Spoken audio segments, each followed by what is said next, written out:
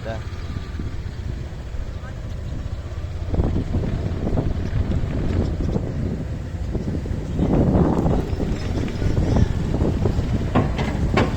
So yun guys, kami pabalik na ulit ng Manila. Pabalik ulit kami ng Cavite. Yun, babay na sa aming bahay ko po.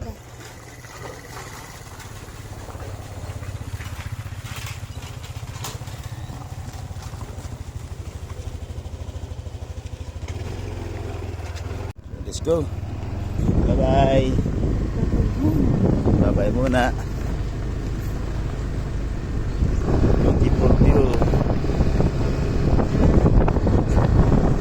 Ayan.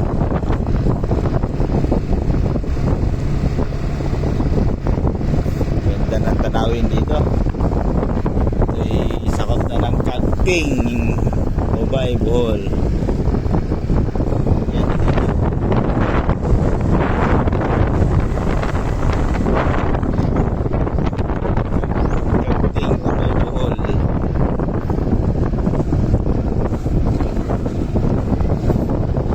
Napakaganda ng mga tanawin dito sa probinsya talaga.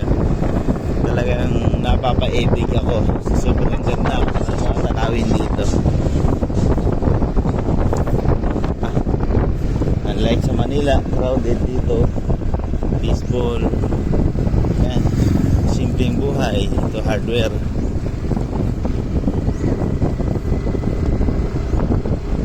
Barangay. May Kagting, high school, Kagting, elementary.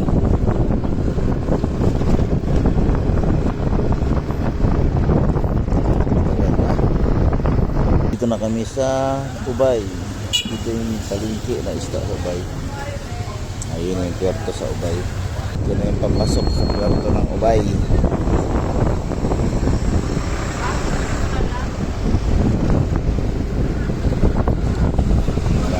Kainan sa labas, malamay. Kubaw, may magbas biyahing Kubaw. Ha?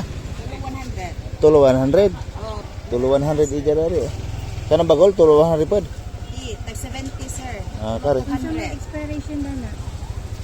Kare, ano may expiration? 16. Ah, 16. Oh, sige, tagay ko siyam 300 mami. So, yun.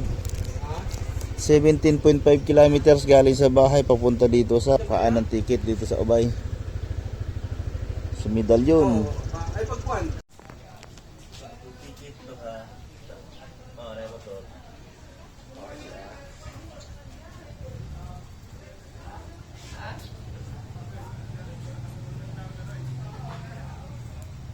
So, ang nabayad ko na ticket mula dito sa Ubay papuntang Batol 80. So, bayad ako ng 1,213 pesos. So, unang bayad ito patawid ng Batol 80 from Ubay, Bohol. So, 1,213 pesos ang nabayad ko guys. Salamat. Sige, pingamping mo sa inyong pagkain. Sige, salamat. Sunod na kami pasok kami dito sa Port Authority. Hey ma'am, good morning. Dito ba ito ma'am?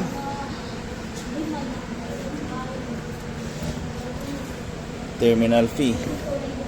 Ora ni sir, duha ra ka ticket. Ah. Motor na.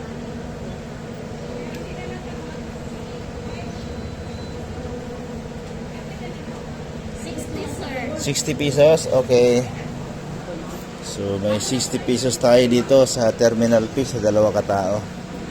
Meron naman dito. Gulay.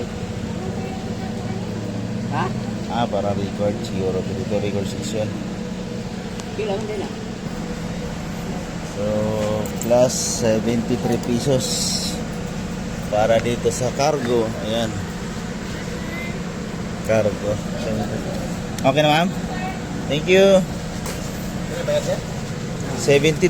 Sa kuha na sir sa withdrawal? Sige na. Cargo, oh. Sa motor. 73. Yun. So, kasama ang terminal fee, dalawa, 60 plus 73 sa cargo. So, nasa 1,346 ang nabayad ko dito sa Ubay patawid papuntang Batolete. Ganda.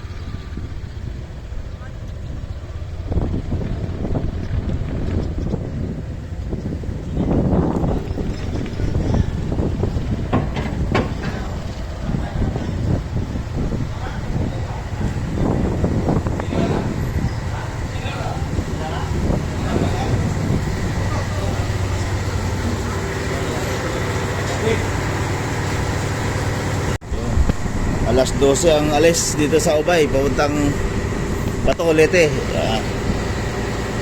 Yung mga pogi dito sa Coronang Medalyon. 12:50 sa hapon ang bitaw namin dito sa Port of Ubay. So marami din ginagawa ngayon dito, maraming mga bars nakapila.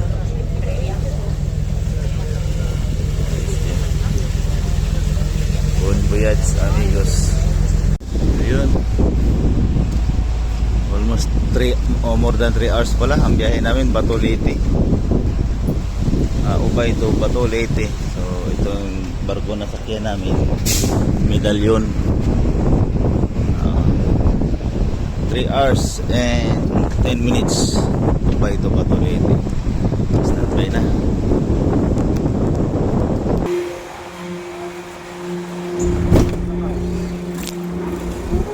Alien Puentes Travelers Inn. Dito kami nagpalipas ng gabi. Maganda rin yung room nila. Mas mura, 800 lang. Overnight nila 800 lang. Aircon pa. May TV. Maganda yung Travelers Inn nila. 6:50 in the morning. So kami bibitaw dito sa Buyog, Leyte. Kami papunta na ulit ng Allen, Port of Allen. Yan. Tara, let's go. Guys, salamat. Thank you. Thank you. Alien Puentes Traveler Inn.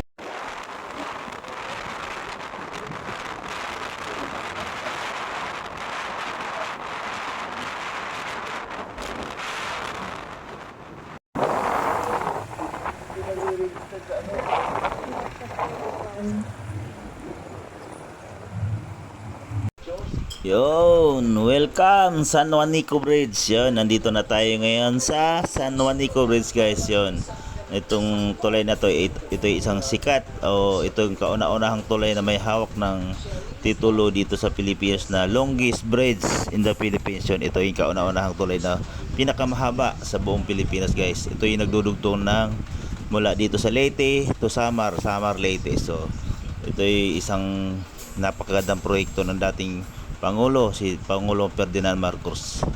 Yun, ito yung legacy niya, guys.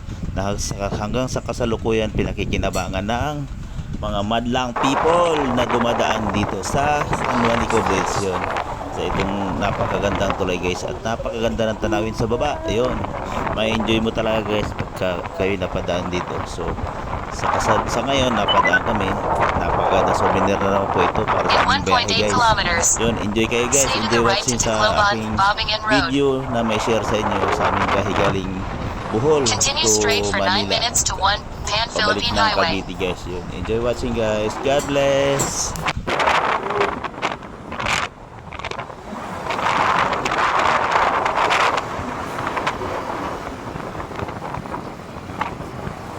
Sakto ang takbo namin dito sa Port of Allen galing sa Port of Bacolete. Nasa 8 hours and a half. 8 hours and a half ang takbo namin galing Bacolete dito sa Port of Allen. 8 hours din. 8 hours and a half. Tumakbo kami ng 400 kilometers. So, ito naman yung ticketing dito sa light car sa Port of Allen. Ito yung babayaran namin. Yun, so sa 1,085 ang nabayad namin. Dalawa kami sa pasahero tapos isang motor NMAX pabalik ng Port of Matnog. Yun, mas mura ang pabalik para sa Sir, thank you, sir. Thank you. Next step na ito, sir.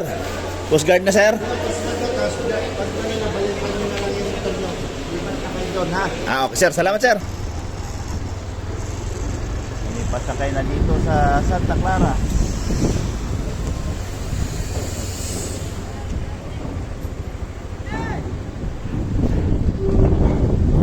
Ito, maabot.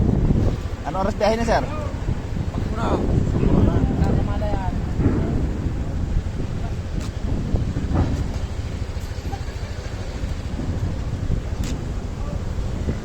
Okay pa. Thank you.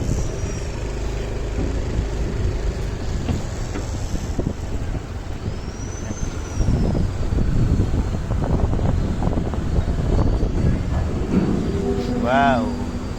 Yan naman. Yung mga badyaw naninisid ng pera.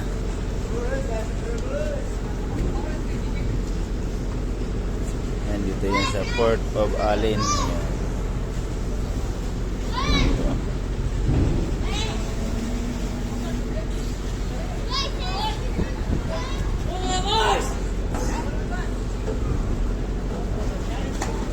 Yun, from Port of Allen to Matnog, 2 hours lang ang biyahe guys.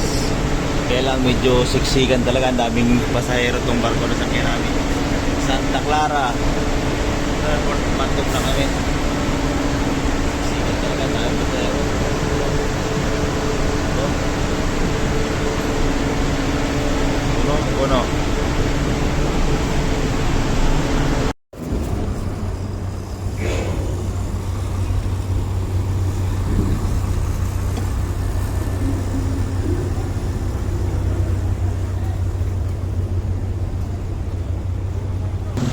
Yun. Palabas na tayo na ano. Port of Matnog. Alas 6 na, 51. Hanap na tayo ng matulugan. Hanap tayo ng matulugan. Kasi pag-iwa dito pala. Pag-iwa dito. Ano daw dito? Pag-iwa.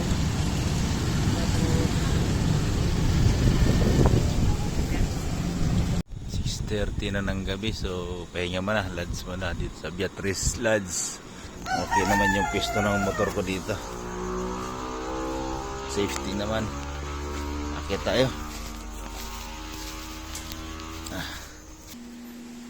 Okay na to. May aircon 1,200, may CR. Yan, tulog na isa.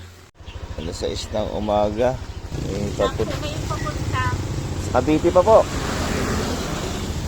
Yan, 1 hour kayo puntang Sorsogon. Po. 1 hour puntang Sorsogon. Ano po. Salamat. Let's take 1 MSR, Manila South Road. Pan Philippine, Maharlika Highway.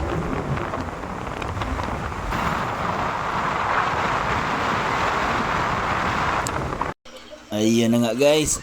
Alas 4 na ng hapon, narating na namin dito sa Atimunan, Quezon. So isa ito sa sasama ko sa aking vlog, itong Atimunan, Quezon. Ito yung tinatawag nila na likaw-likaw o yung sikat na parang bitukang manok na kalsada dito guys. Dahil kung makikita mo naman guys, malulula ka pag titingin ka sa baba. Dahil tignan mo nga naman yung sa baba pa ikot-ikot na kalsada, nakakalula kung makikita mo. Ito din gagaling ko sa taas, nakakalula siya.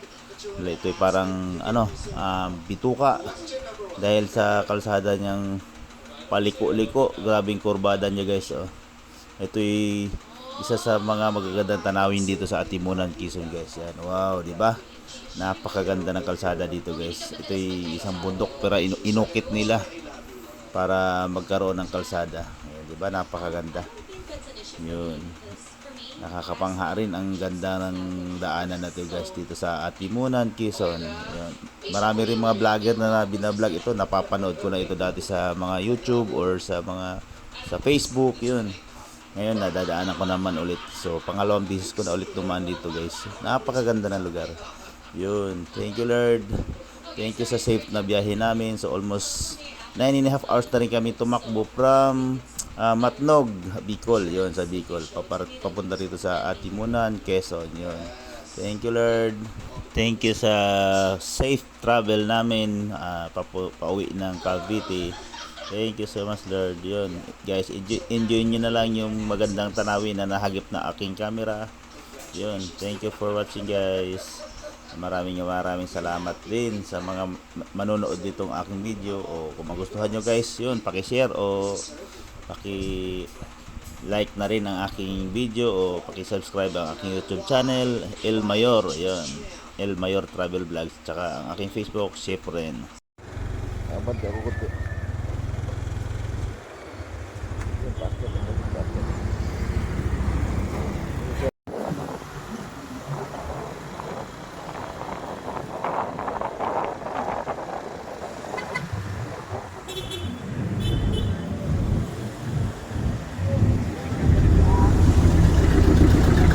Turn right on 419 Aguinaldo Highway.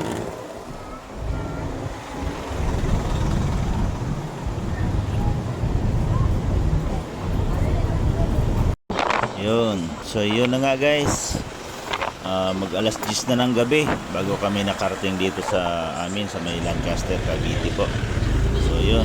So from Port of Matnog hanggang dito sa Lancaster, Cavite ay nasa almost more than 15 hours pala ang tinakbo namin. Umalis kami ng 6:30 na umaga doon. Mag alas 10 na ng gabi kami nakarating dito sa Lancaster, Cavite. So yun ang tinakbo namin, guys. Nasa tumakbo kami ng galing Ubay, Bohol papunta rito sa Cavite is total ng takbo ko is 1,050 km. Yun, 1,050 km ang tinakbo ko, guys. So ang nagastos din namin lahat-lahat kasama pagkain o yung pagtulog namin sa mga lodge ay gumastos din kami ng 8,000 pesos. Yun, honest expenses namin yun, guys. 8,000 yun, halagang 8,000 pesos din ang nagastos namin. Ang biyahe namin galing Ubay, Bohol papunta dito sa Lancaster, Cavite. So yun yung expenses namin, guys, sa 2 days na biyahe. 2 araw din ang biyahe namin, guys, from Bohol to Cavite. So